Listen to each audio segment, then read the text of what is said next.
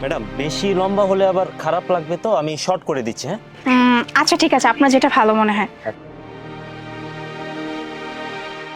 Madam একটু চেস্টের মাপটা নিব, ওনাটা একটু সরাই। আহ, আচ্ছা ঠিক আছে।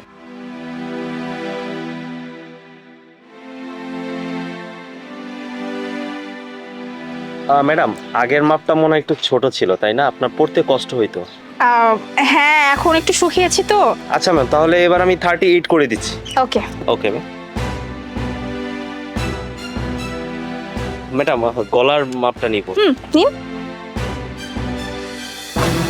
ম্যাডাম 9 করে দিচ্ছি। আরেকটু। আচ্ছা 10 ভালো লাগবে ম্যাডাম, দেখি।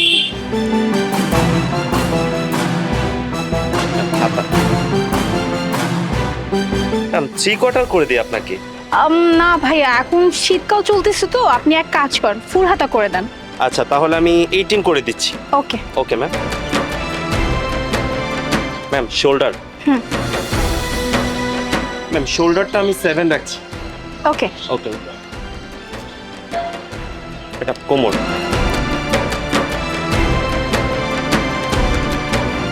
ম্যাডাম 32 দিব। হ্যাঁ 32 দিলে আই থিঙ্ক পারফেক্ট। ওকে, সুন্দর লাগবে ম্যাম আপনি দেখি। আচ্ছা ম্যাম, তাহলে আপনি এটা কি 2 দিন পর নেবেন?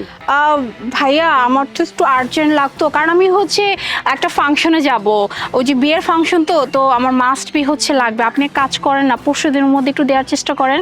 আচ্ছা ম্যাম, কোনো টেনশন করবেন না। আপনি যে মাপগুলো দিয়েছেন, আমি মাপের সাথে আপনার বডির যে মাপগুলো না, ড্রেসটা খুব সুন্দর করে ফিট করে বানিয়ে দেবো, কোনো টেনশন করবেন না। আচ্ছা ঠিক আছে, আমি তাহলে আসি। আচ্ছা ম্যাম, আল্লাহ হাফেজ। আই চলো।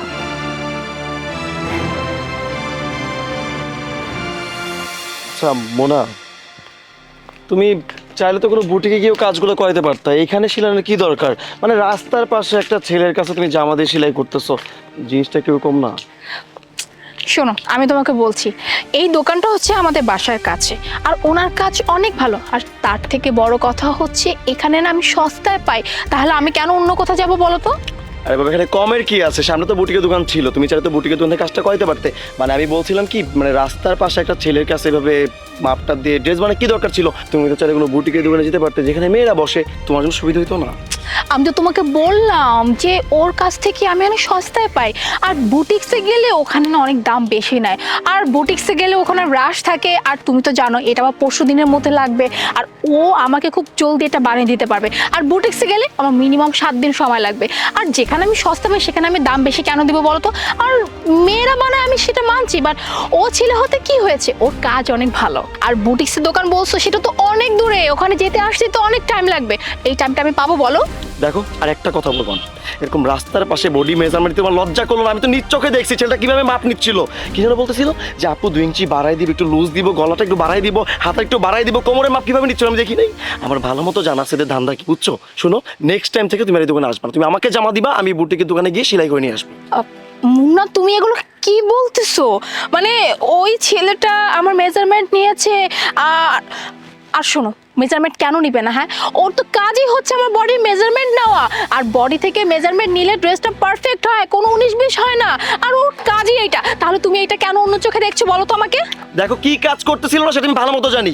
একটু পর পর তোমাকে টাচ করতেছিল, মাপ দিয়ে নাম করে টাচ করতেছিল। দেখো, এইসব ছেলেদের না ধান্দা এটাই, যে মেয়েরা যাবে বডি মেজারমেন্ট দিতে, আর চান্সে সে টাচ করবে, টাচ করে করে ফিল নিবে। এইসবের জন্যই রাস্তার পাশে দোকানে তারা বসে। ঠিক আছে, নেক্সট টাইম থেকে তুমি এই দোকানে যাবা না। মানে সিরিয়াসলি, মানে তুমি এইটা ভাবতেছো যে ওই ছেলেটা আমাকে বাজেভাবে টাচ করেছে? আমি তো বললাম ওর কাজই এটা, ও আমার মেজারমেন্ট নিচ্ছিল, দ্যাটস ইট, ওর কাজ করতেছিল, আর তুমি এইটাকে এত নেগেটিভ ভাবে নিচ্ছ? হ্যাঁ হ্যাঁ, আমি মানছি একটা মেয়ে চাইলে মেজারমেন্ট নিতে পারতো, তো একটা ছেলে নিয়েছে তো হয়েছে কি? একটা মেয়ে যে কাজ করে একটা ছেলে তো সেম কাজই করতেছে, তাই না? ও তো টেইলারের কাজ করে, সো এখানে প্রবলেম কোথায়? আর তুমি কি বললা? হ্যাঁ, মানে তোমাকে দিতে, তুমি নিয়ে যেতে। আচ্ছা, তুমি আমার মেজারমেন্ট সম্পর্কে জানো? হ্যাঁ, তোমার কাছে দিলে আমাকে বুঝিয়ে দিতে হবে, যেটা তো আমার প্রবলেম হবে। আর আরেকটা কথা বলো তো, তুমি বলো তো আমার বডির মেজারমেন্ট কত? বডি মেজারমেন্ট তোমার কত হবে? 36, 30, 40 যেটাই হোক, তো তুমি লিখে দিবা, আমাকে, আমি সেলাই করে নিয়ে আসবো বুটিকের দোকান থেকে, শেষ। তাই না? মানে তুমি খুব ভালো করে মেজারমেন্ট জানো, মানে তুমি বলেছো যে আমি যদি তোমাকে লিখে দিই তুমি খুব সুন্দর করে এটা গিয়ে বানিয়ে নিয়ে আসতে পারবে। আচ্ছা, তুমি কি জানো আমি যে ড্রেসটা বানাতে দিয়ে আসছি ওর কাছে, সেটা কি ড্রেস ছিল? একটা কোট ছিল, আর কোট না চাইলেই তুমি একটা মেজারমেন্টে বানাতে পারবে না। যে আমি একটা মেজারমেন্ট তোমাকে দিলাম, তুমি এটা নিয়ে বললো যে আমার মেজারমেন্টে বানিয়ে দিন, হয়ে গেল। কোট না অলওয়েজ এক্স্যাক্ট মাপে বানাতে হয়, প্রত্যেকটা মাপ না ইঞ্চিতে ইঞ্চিতে নিতে হয়, নাহলে অনেক প্রবলেম হয়ে যায়। আর তুমি কি না এই ব্যাপারটাকে এত বড় টিস্যু বানাচ্ছ?